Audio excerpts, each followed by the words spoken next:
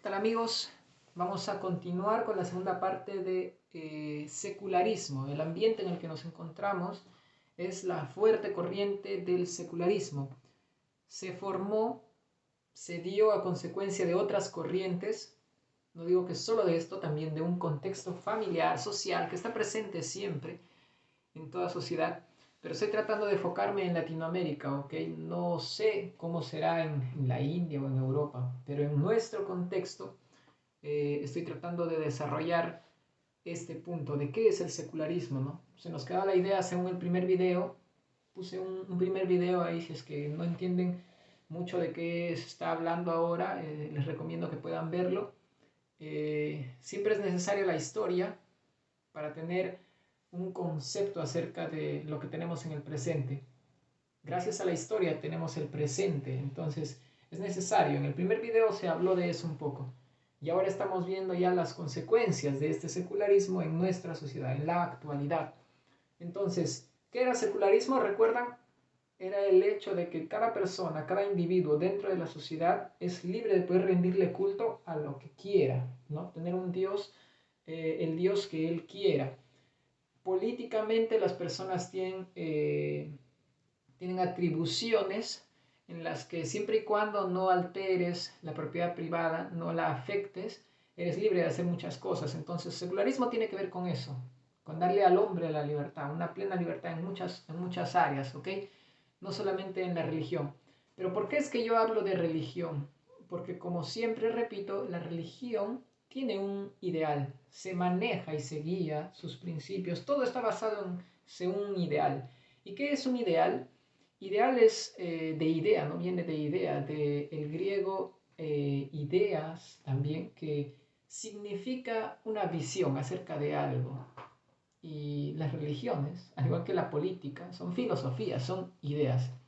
Entonces, tres de estos efectos ideológicos que hasta la actualidad se están viendo en la sociedad. Tres. Los más fuertes traté de desarrollarlos en esta oportunidad. El primero, no se debe juzgar. Yo sé que han escuchado esto en muchas partes, todo el mundo lo dice, ¿no? No se debe juzgar. Y bueno, cuando tú vas y procuras ahí algún filósofo, algún pensador, ¿de dónde salió esto? La verdad es que no hay ninguno, ¿no? En la actualidad nadie respalda este tipo de pensamiento debido a que es un absurdo, es totalmente un absurdo. ¿Cómo así? Apenas una persona te dice que no puedes juzgar, esa persona está haciendo un juicio acerca de lo que está recibiendo de ti. Entonces ella en su mente dice, lo que él está haciendo es juzgarme. Entonces yo emito un tipo de discernimiento a él ahora, diciéndole que lo que él hace está mal. También estoy juzgando, ¿se dan cuenta? Entonces es ahí donde viene el absurdo de la situación, ¿no? No es lógico. Pero ¿cuál es el trasfondo? ¿Cómo es que las personas trajeron esto o utilizan este tipo de concepto, ¿no? Este tipo de frase, un tipo de cliché? ¿De dónde lo sacaron? Bueno, dentro del contexto de los evangélicos, siempre la iglesia está salando el mundo, ¿no? Sean luz y sal, dice. Pero también a veces se cae en el error, ¿no? De estar utilizando de mala manera a veces algunos principios. Como por ejemplo el principio de que Jesús mismo dijo en Mateo 7:1, no juzguéis para que no seáis juzgados. Los otros, aquellas personas que no tienen el trasfondo total, sea que vayan o no a una iglesia, utilizan esto porque fue lo más fuerte que se les quedó y lo utilizan en todos los contextos. Entonces es ahí donde viene la mala interpretación de esto. ¿Por qué? Porque muchas personas utilizan esta frase diciendo que nadie tiene el derecho de decirle que está equivocado. Entonces, ya esto como que genera una complicación en la sociedad. Ahora, si nosotros seguimos más adelante, en Mateo 7:6 dice, Jesús dice, no deis lo santo a los perros, ni echéis vuestras perlas delante de los cerdos. Ya aquí viene algo en lo que como que te está motivando a hacer una diferencia, ¿no? Ni lo santo a los perros, ni las perlas a los cerdos, dice. Y más adelante, en 7:15 y 16, dice, guardaos de los falsos profetas. ¿Cómo ¿cómo es que yo voy a poder guardarme de los falsos profetas y saber a quién darle las perlas y, y darle algo bueno a los perros? O sea, ¿cómo es que yo hago este tipo de discernimiento si yo no utilizo el juicio que el mismo Dios puso aquí, ¿no? O sea, ¿cómo yo hago? ¿De qué manera yo utilizo una forma, un método, no sé, como para obtener un discernimiento y decir, debo guardarme de los falsos profetas, no debo darle esto a los perros ni a los cerdos? O sea, es imposible, ¿me entienden? Es por eso que es un absurdo. Ahora, yendo más adelante, es Jesús mismo quien da permiso de distinguir el bien del mal. Y no existe el mandamiento no juzgarás, ¿ok? Cuando tú ves la lista de los 10 mandamientos en Éxodo 20, en ninguno de ellos dice no juzgarás. Es más, el mismo Dios puso jueces, y hay todo un libro ahí que se llama Jueces, en el cual el mismo Dios puso jueces para que juzgara al pueblo. Ahora, Dios mismo lo hizo, y al decir no juzguéis, no estaba diciendo que todo se vale, ¿no? Eso no es lo que se está diciendo. Ahora, el tercer punto es que todo lo contrario, él mismo ahora manda a juzgar, o sea, ordena que se juzgue. ¿Cómo así? En Juan 7:24 nosotros vemos que dice, no juzguéis según las apariencias. Juzgad, dice, justamente, con juicio justo. Y hay un proverbio aquí también que viene y dice, responder antes de oír es insensato y vergonzoso. Entonces, el contexto de Mateo, para que se entienda un poco mejor, donde están todos estos versículos, eh, habla acerca de la hipocresía. Jesús está denunciando la hipocresía de aquellos que dicen que no se debe hacer algo, pero terminan ellos mismos haciéndolo. Entonces, es ahí donde viene esto, ¿no? En Romanos 2:1 dice que si tú haces aquello que tú ordenas a otros que no hagan, estás acarreando condenación, juicio para ti mismo. Entonces, es ahí donde viene este detalle, ¿no? El contexto. Siempre no puedes denunciar algo como error si tú mismo lo estás practicando, ¿no? O sea, no hay cara para hacer eso. Entonces, hay un cliché aquí que viene y dice, no comparto, pero se respeta, ¿no? Lo que esto quiere decir en realidad es que cuando estás frente a una circunstancia en la que tú estás viendo que se está haciendo algo incorrecto, como que dices, según mi juicio moral, eso es incorrecto. Yo no comparto, pero lo voy a respetar. En otras palabras, estás diciendo, sé que está mal, pero voy a ser cómplice. Eso es lo que se está diciendo en realidad. Entonces, si vamos a utilizar el mandato de las escrituras, lo más correcto es denunciar el error. Eso es lo más correcto, denunciar el error. Pero aquí viene el otro punto, ¿no? Hay un versículo en Tito 3:2 que dice, mostrar mansedumbre para con todos los hombres. Y otro que dice en Mateo 5:7, los misericordiosos alcanzarán misericordia. Eso quiere decir que el juicio severo es malo.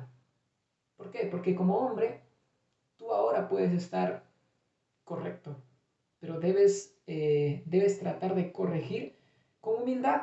Eso es lo que está queriendo decir. Corrige con humildad, con misericordia, porque en el futuro tú no sabes si vas a caer en el mismo error.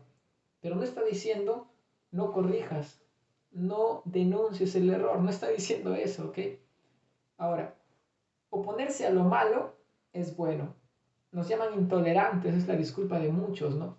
Pero en la historia nosotros vemos un hombre muy, muy valiente, a la verdad. Había un rey, el rey de un pueblo, que adulteró, o sea, tuvo relaciones con una mujer que no era su esposa. Y este hombre fue y denunció eso que él había, que se había enterado, que había visto, no lo sé, lo denunció. Esto, ¿qué significa? El hombre fue valiente. Al final la mujer le pidió a este rey la cabeza de Juan en un plato y se la dieron. Esto nos enseña que en Marcos 18 está esta historia. Esto nos enseña, perdón, Marcos 6, esto nos enseña que debemos tratar de ser íntegros, debemos luchar por ser íntegros, aun cuando nuestra integridad nos vaya a costar la vida. ¿Qué es lo que pasa en la actualidad? No hay cara para criticar a los políticos debido a que nosotros mismos en nuestros trabajos somos cómplices de la corrupción. Cuando tú estás presenciando cosas que no son legales, que según tu juicio moral sabes que están equivocadas, tú no denuncias eso y simplemente sales porque no quieres ser parte de eso, sino que por haber una presión material o económica, eres parte de eso, eso también se llama corrupción. Corrupción es algo corrupto, algo que no es moral, que no es correcto, eso es corrupción. Entonces, ahí es donde pierde sentido. No tiene sentido decirle a los corruptos que son corruptos, perdón, a los políticos que son corruptos cuando uno también es corrupto en su trabajo. O sea, ¿con qué cara, no? Es complicado esto. Entonces, antes de ver eso debemos autoanalizarnos, no siempre estar autoanalizándonos. Vamos a tocar el punto 2, que son incongruencias entre el bien y el mal. Esto es bastante interesante, incongruencias entre el bien y el mal. ¿Qué es el bien? ¿Qué es el mal? En nuestra cultura, hace algunos años, varios años ya atrás, llegó esto del taoísmo. Es un tipo de dos pescados, un pescado blanco y uno negro. Dentro de la filosofía de los chinos, el taoísmo significa uno es la luz y el otro es la oscuridad. Uno es el masculino y otro es el femenino. Ellos lo utilizan para múltiples posturas respecto a sus labores sociales. ¿Ok? No hay información. Yo estaría haciendo, no sé, no puedo hablar de algo que no existe. Cuando tú buscas información acerca de que si ellos utilizan esto acerca de que el bien tiene un poco de mal, a la verdad no hay información de eso. Pero ¿cómo la adquirimos? ¿Cómo es que llegamos a pensar en eso? Hay una palabra, ¿no? Chisme. Hay una palabra, hay una frase, creo es, que en Perú es muy conocida, ¿no? Se pasó de boca, ¿no? Algo así. Y cuando uno se pasa de boca, el otro ya, y así. Y al final se genera toda una ideología, ¿no? Acerca de algo que al final termina siendo, pero para nada cierto. Entonces, esto es lo que pasa, ¿no? Nos pasamos de boca. Entonces, no tiene nada que ver a la verdad, pero ya, como que de ahí se parte un poco, ¿no? No, el bien nunca va a ser bien totalmente, ¿no? Y el mal nunca va a ser mal totalmente. Entonces hay una incongruencia ahí. Ahora, esto está relacionado, vamos a analizar tres puntos, solamente tres puntos acerca de lo que es bien, bueno y malo. Y lo voy a hacer así, pero en frases nada más, ¿ok? Porque en adelante posiblemente voy a desarrollar algunos vídeos para hablar explícitamente de esto, porque la verdad es muy grande. Pero cuando se apunta el bien y el mal desde el deber moral, se dice que es una exigencia racional que determina lo que es bueno o lo que es malo. O sea, bien fácil. Si tú vas a utilizar el método moral, lo tienes aquí, ¿no? Esto es lo que te avisa. Es como una alarma. Lo que haces es incorrecto. Lo que estás haciendo es lo mejor, es lo correcto. Lo otro, Sócrates lo vio desde la ética y dice que determina al hombre virtuoso y el mal es el resultado de la falta de conocimiento. Ya como es que se está encaminando mejor. Todo lo que hace o convierte o determina como que ese hombre es virtuoso, eso es el bien. Y todo lo que uno ve que se está yendo en contra de esto es una falta de virtud, una falta de conocimiento. Es por eso que muchas veces la ignorancia nos lleva a hacer cosas mal, ¿verdad? Es por eso que tiene mucho que ver con la falta de conocimiento el hacer el mal. Pero este es el sustento que a mí me gusta, esto es lo que yo adquiero dentro de mi forma de pensar, que es la de Agustín de Hipona y es la que él utilizó, adquirió de Platón. Y dice, el mal no existe. En sí mismo el mal no es nada. El mal es la ausencia del bien. Para mí ese es el mejor concepto, ¿no? El bien lo es todo. El mal, a la verdad, solo viene a estropear, a sabotear lo bueno. El mal en realidad no existe. El mal simplemente es la ausencia del bien.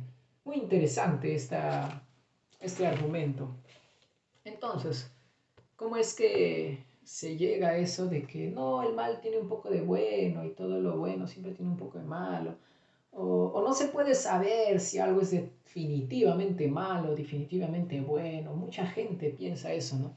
¿De dónde sale todo esto?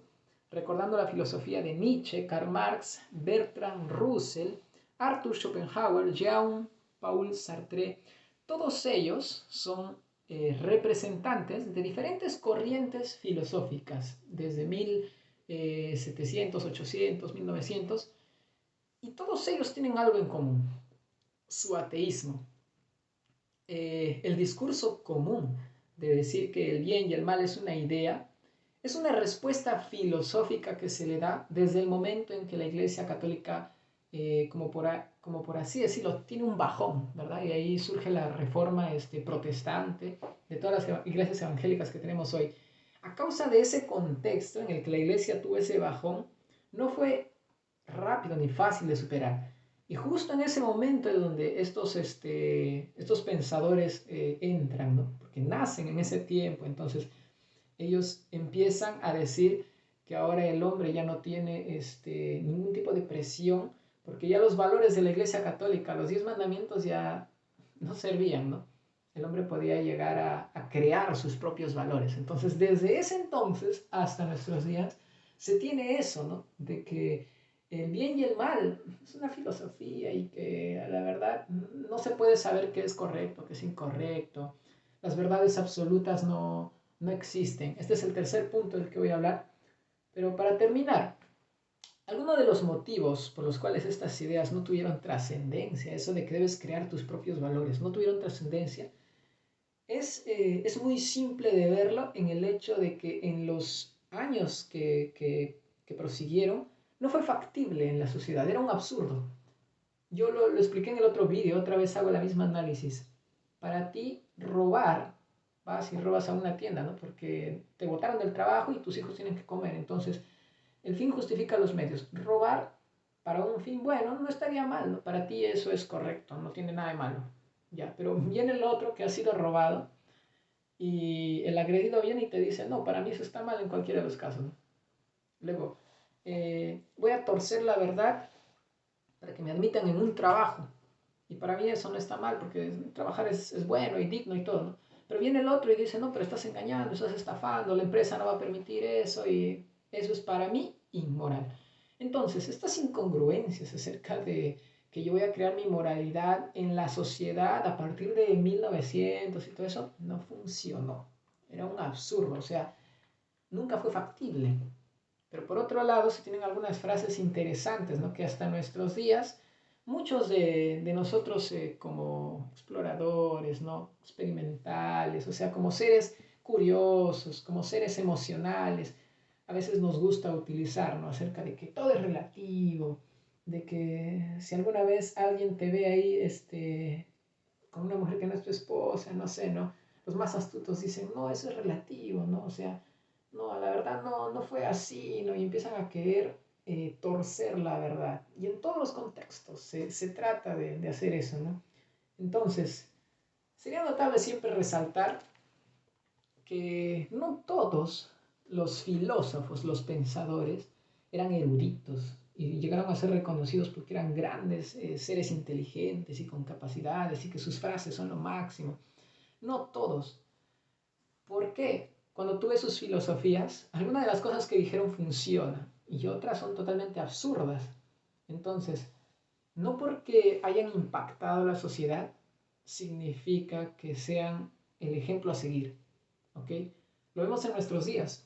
Mucha de la música contemporánea impacta, tiene un gran impacto en la sociedad, pero cuando tú ves el contenido realmente es totalmente vacío, es basura. Entonces, no porque impacta significa que eso es bueno, que es ético, moral, útil, ¿me entiendes? No tiene nada que ver, es igualito con los filósofos, los pensadores, las corrientes filosóficas hasta nuestros días. Impactan, sí, gracias, muchas veces gracias a una oportunidad que ellos supieron utilizar, como en este caso la caída de la Iglesia Católica, ¿no? Ese bajón que tuvo en esos tiempos de 1500, justo en el tiempo de la Reforma. Entonces, hasta nuestros días, ¿no? Se ve las secuelas de esto. Ahora, para terminar, el punto 3, ¿será que no existen las verdades absolutas? Disculpa ahí, me quedo sin voz. Esto es un tema bastante interesante y lo puse al final porque creo yo es la esencia de todo. ¿Será que no existen las verdades absolutas? ¿Será que todos pueden tener la razón al mismo tiempo? Como por, por el hecho de que tú estás en un trabajo a veces, ¿no? Y quieres caer bien, como que dices algo y luego te arrepientes y al final tu postura es muy tibia, ¿no? ¿Por qué? Porque la verdad a veces es ofensiva en algunos círculos. Entonces, si todas las verdades, vamos a partir de ese punto, si todas las verdades fueran o son relativas, proponer la frase no existen verdades absolutas, ¿por qué tendría que estar correcto, no? ¿Entienden? Otra vez, si todas las verdades son relativas, ¿por qué proponer la frase no existen las verdades absolutas? Estaría correcto. Entonces, es ahí donde no tiene lógica también esto. La verdad es que la verdad es independiente de la cultura, de las convicciones. La verdad es única en todo el planeta. No hay verdades personales, ¿no? Ese tipo de personas que dicen, no, la verdad ahí en la China es otra verdad, ¿no? Y la verdad aquí en Perú es otra verdad, ¿no? Si se quiere hablar de la pobreza o qué sé yo. La verdad es que se está utilizando mal el término. Quizás debería ser mejor utilizar la realidad, ¿no? Allá es otra y la realidad aquí es. Pero hay personas que utilizan mal los términos, ¿no? Y justamente porque tienen también una idea equivocada acerca de lo que la verdad es absoluta, ¿no? Y es independiente de culturas y todo, porque mientras vivas dentro de la tierra, no pueden haber dos verdades, ¿no? Entonces, otra vez, ¿no? ¿Cómo es que surge esto? Hay una contradicción en un filósofo que es reconocido, ¿no? Bertrand Russell, tiene un premio Nobel. Él era ateo y progresista, ¿ok? Y él dijo esto, no estés absolutamente seguro de nada, dice él, primero. Pero otra de sus frases es, muéstrate escrupuloso en la verdad, aunque ésta sea incómoda, pues más incómodo es cuando tratas de ocultarla. O sea, ¿qué es lo que él está diciendo? ¿Por qué tendría yo que incomodarme? ¿Por qué tendría yo que esforzarme por declarar que algo está en lo correcto si es que lo primero dice que no debo estar absolutamente seguro de nada? O sea, no tiene un sustento fijo. Ese es el punto, ¿no? Como que divaga entre los extremos y a veces al medio. O sea, eso es absolutamente inestable. Otros pensadores, otra filosofía, por ejemplo, como la de Platón. Aquí tengo una contradicción, ¿ok? Entre dos pensadores. Por ejemplo, Bertrand Russell dice que aquello que no vemos y no podemos probar no existe. Él dice eso. Pero Platón dice la metafísica existe en el mundo de lo desconocido. La metafísica se hace referencia al amor, a la inteligencia, a Dios también lo tratan como un ente metafísico, y él dice que esto existe, solo que en el mundo desconocido, o sea, no lo puedes descubrir, ¿no? O sea, no puedes pasar el amor por una placa pétrica en un laboratorio de ciencias y decir, esto es el amor, o sea, eso es imposible, igual que a Dios, no se puede hacer eso con Dios. Existe, dice, pero lo podemos captar por medio de los sentidos. Las cosas que vemos son apariencias, dice él. La forma impregna de la materia, la esencia de lo que es. Platón es totalmente contradictorio a Bertrand Russell, porque dice que lo real, en todo caso, en realidad lo que nosotros vemos y lo material es la apariencia, es lo superficial, es lo que menos vale. La esencia de las cosas no se ve, dice él. Lo que realmente importa en esta vida y en cada cosa es aquello que no se ve. Vaya, este concepto es tremendo, ¿no? Para mí Platón era un crack. La bien conocida frase de Albert Einstein, ¿no? Este es otro de los puntos por el cual se tiene una mala idea acerca de esto, de este término, ¿no? De que no existen verdades absolutas. Todos lo han escuchado, ¿no? Todo es relativo, dice, porque Albert Einstein utilizó esta frase, ¿no? La verdad es que no tiene nada que ver con los juicios de valor ético, moral. Tampoco se refería a un acontecimiento natural dentro de la Tierra. Albert Einstein dijo esto al ver que los astronautas que estaban en un lugar fuera de la atmósfera, debido a la gravedad, envejecían o no envejecían. Eso es lo que era relativo, ¿ok? Actualmente esto se utiliza, esta palabra relativo se utiliza para asemejar diferentes contextos, como por ejemplo, un hombre que gana $1000 en algún país, no sé, de la China, o no sé, en un país de África, por ejemplo, es rico, ¿no? Pero un hombre que gana $1000 en Europa, por ejemplo, sería pobre. Entonces, eso es relativo, ¿entienden? Es ahí donde se utiliza correctamente esta palabra. Entonces, la relatividad dentro del campo moral, ético, sentimental, es netamente una concepción ideológica. Es algo que tú quisiste que significara, ¿no? Y eso es lo que hicieron muchos de los filósofos. Le dieron un concepto a eso, ¿no? Al hecho de que la moral es relativa, la verdad es relativa y todo eso, ¿no? Y bueno, es mejor tener el coraje de reconocer que uno está equivocado, ¿no? A decir, no, todos tenemos la razón, ¿no? Simplemente no entienden lo que yo estoy queriendo decir, ¿no? Pienso que eso es más vergonzoso decir ese tipo de cosas. Entonces, Descartes, por ejemplo, él decía, antes de descartar algo tienes que tenerlo, ¿no? En muchos de sus libros Descartes es muy lógico también. Él decía, antes de descartar algo, primero tienes que tenerlo, ¿no? Si no tienes nada, ¿qué vas a descartar? Entonces, él planteó un ejercicio muy lógico acerca de Dios, por ejemplo. ¿Por qué tocó el punto de Dios? Porque estamos hablando de moral. Y no se trata de que la iglesia trajo la moral, ¿no? Que es como la mayoría de los filósofos ateos dicen, sino que Dios es quien puso la moral en cada hombre y también en un libro llamado Biblia. Eh, Descartes dijo esto. Esta es la siguiente ilustración, ¿ok? Para que me entiendan. Él dijo, si existe un Dios, tendría que ser perfecto. Y si existe un Dios, tendría que ser perfecto. Entonces, si vamos a hacer de semejanza que mi palma es el valle, ¿ok? Este es un valle y esta es una montaña. El valle y la montaña. La montaña va a ser Dios y el valle es la perfección. Si existe un Dios, dice, si existe un Dios, tendría que ser perfecto. Entonces, si ese Dios no es perfecto, no hay montaña, no hay Dios. ¿Entienden? Una vez más, si existe un Dios, tendría que ser perfecto. Esta es la perfección de ese Dios que existe. Y Dios es la montaña. Para que este Dios exista, tendría que ser perfecto, el valle.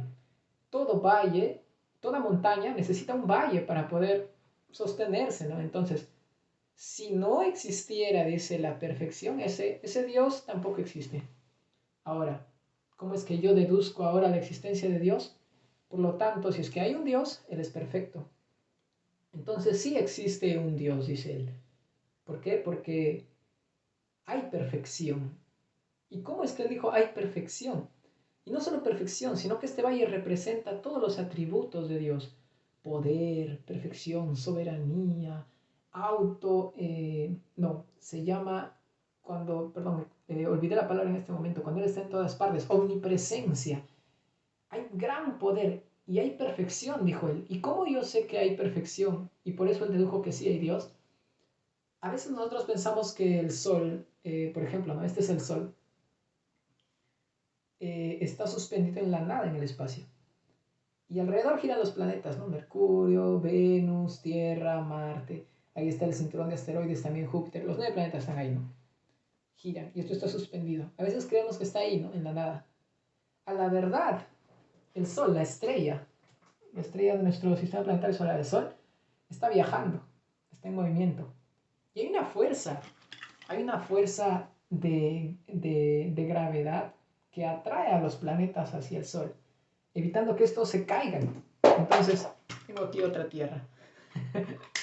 Evitando que estos se caigan. Entonces, también hay una fuerza de parte del Sol de repulsión. Entonces, estas fuerzas, ambas, de atracción y repulsión, están en equilibrio como para que el planeta quede desprendido, porque este está en movimiento, la estrella está en movimiento, ¿ok? Entonces, lo que está pasando en realidad es esto. Y está viajando, ¿no? Y los 9 planetas están ahí, siguiéndolo al Sol en el espacio. No sé a dónde vamos, ¿no? Pero imagínense el cálculo, imagínense la precisión, el equilibrio que debe haber para que esto suceda. Es lo mismo que con la Tierra, ¿no? Un poquito más de hidrógeno, un poquito más de ozono, un poquito más de gravedad. O sea, un poco más de gravedad es la fuerza que nos atrae a la Tierra y nos quedamos pegados, ¿no? Un poquito menos de gravedad y todos estaríamos volando. Si el Sol tuviera más fuerza de atracción, nos quedamos pegados al Sol y nos achicharramos, ¿no?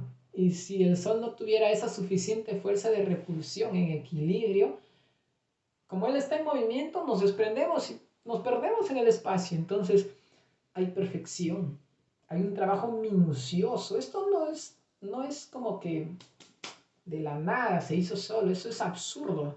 Si uno es científico no puede pensar de esa manera. Entonces, Descartes utilizó ese tipo de lógica desde la filosofía para sustentar la presencia de Dios. A la verdad, la Biblia es un libro de profecías, como por ejemplo Isaías 40:22, que habla acerca de la tierra es redonda. Muchos años antes de que los griegos, los griegos todavía planteaban que la tierra era plana y que era el sol quien giraba alrededor de la tierra, o sea, están equivocados.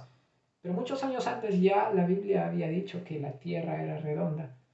Y en el tiempo de los griegos, cuando los romanos ya habían tomado, la verdad, la Europa conocida en nuestros días, ya todo estaba bajo el imperio de los romanos, la verdad es que los griegos todavía tenían mucha influencia. Su conocimiento, el conocimiento que tenían, la forma de pensar que tenían los filósofos presocráticos, los socráticos, ¿no? Platón, Sócrates, Aristóteles, era muy fuerte porque era muy buena y era teísta, ¿no? Era sustentado en la existencia de un ser mucho más poderoso. Eso hacía que los hombres se mantengan humildes, porque sabían que ese ser mucho más poderoso los había creado y era el que gobernaba todas las cosas. En ese tiempo, un gran filósofo, y bueno, a partir de que él nació, se dice que es el año cero, un gran filósofo aparece en ese tiempo, nace. Él dijo que la verdad era perfecta. Él dijo que la verdad no era un argumento. Él dijo que no es una construcción filosófica tampoco, que no es una sistematización de la religión, porque tenían sus propios dioses. Él dijo que la verdad es la encarnación de lo subjetivo. Lo objetivo es lo que tú ves, lo subjetivo es aquello que tú no ves.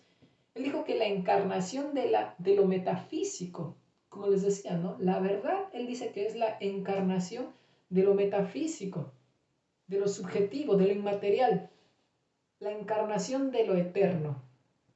Al final él concluyó diciendo que él era la verdad.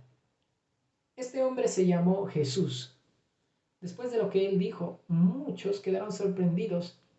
Algunos lo creyeron y otros quisieron llevarlo y clavarlo en un madero. Pero esta es una filosofía también, es la idea de este hombre, ¿no? El único hombre que en su andar fue perfecto. Y dos cosas aquí, cuando yo digo filosofía, muchos cristianos quizás se van a ofender, ¿no? Pero filosofía viene de amar, filos, y sofía, sabiduría, amar la sabiduría, ¿no? Entonces, es una forma en la que tú traes una sabiduría y la amas a tal punto de que la mejor muestra de que tú crees en aquello que estás ofreciendo es que des tu vida por eso, por esos principios, ¿no? Y él lo hizo, él dio su vida por esos principios. Entonces, la filosofía que Jesús trajo era tremenda.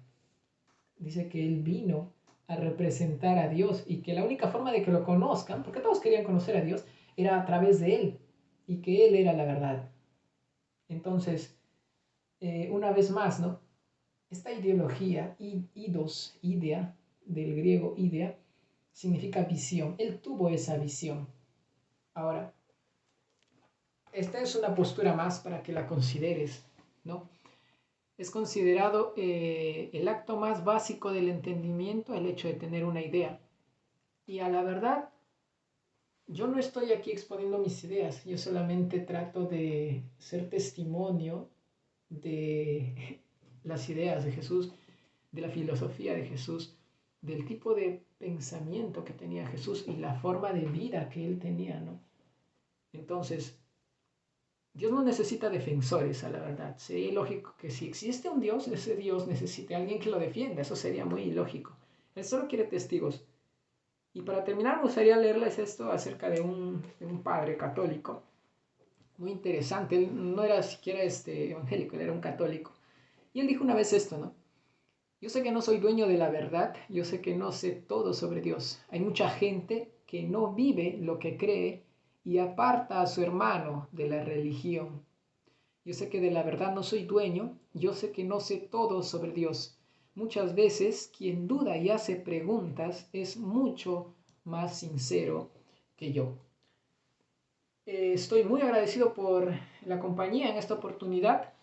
He tratado de desarrollar el tema de el nombre que le pusieron ahora, ¿no? Al contexto en el que nos encontramos. Es una sociedad secular en el que hay mucho liberalismo, hay muchas mixturas de todo tipo de fetichismos. Quiere decir que yo dejo mi Biblia abierta ahí en la entrada y eso santifica el lugar, o hago un montón de prácticas o baños de florecimiento, o sea, se mixtura budismo, hinduismo, cristianismo, espiritismo, se mixtura todo, ¿no? Con tal de buscar la espiritualidad, la realización.